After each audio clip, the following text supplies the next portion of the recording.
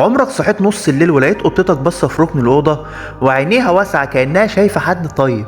هل هي فعلا شايفة حاجة انت مش شايفها؟ من آلاف السنين المصريين القدماء ما كانوش بيشوفوا القطط مجرد حيوانات أليفة، كانوا بيؤمنوا ان القطط حراس بين عالمين، عالمنا وعالم تاني موازي. وكان قتل قطة زمان جريمة عقوبتها الموت، مش بس احتراما ليها لكن خوف من اللي ممكن يحصل لو الحارس اختفى. القطط عندها قدرات غريبة فعلا، بتسمع ترددات احنا مستحيل نسمعها، وبتشوف في إضاءة ضعيفة جدا. لكن السؤال، هل الموضوع كله علم ولا في سبب تاني يخليها تبص فجأة في حتة فاضية وتتبع حاجة بعينيها كأن في حد بيتحرك قدامها؟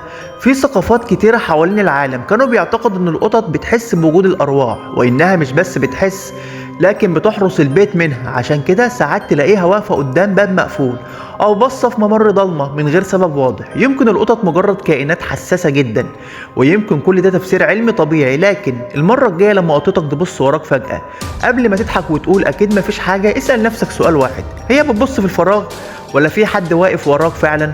لو عجبك النوع ده من الرعب الغامض اعمل لايك واشترك في القناة، عشان أسرار القطط لسه ما خلصتش.